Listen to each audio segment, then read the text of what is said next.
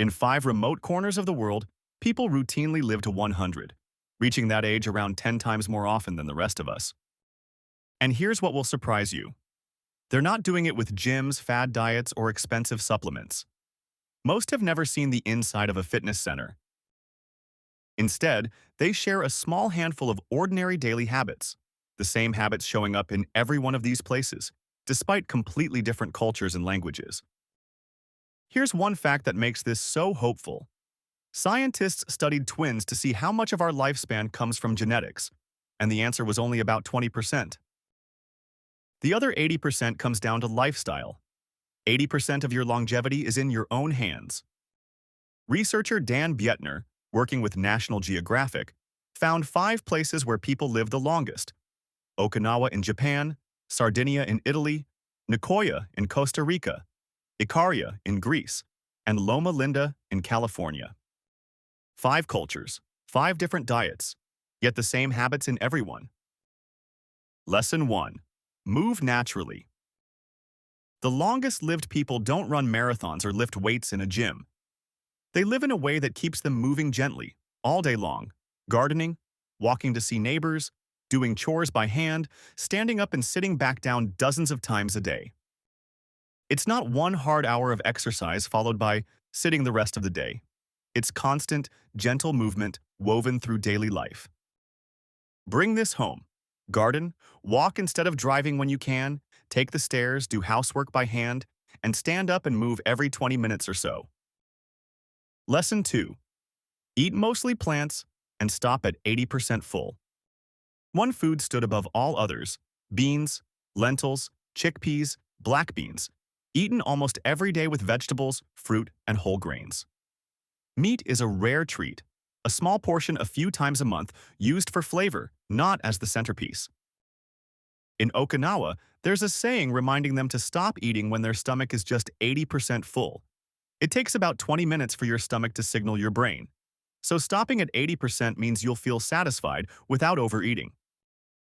They also eat their largest meal earlier in the day, slowly, at the table with family. Bring this home.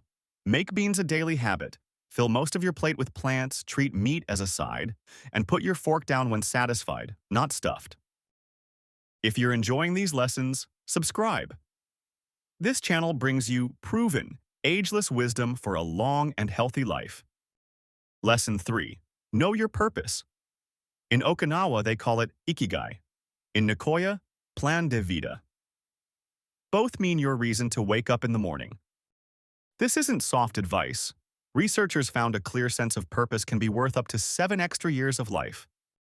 Your purpose doesn't have to be a career.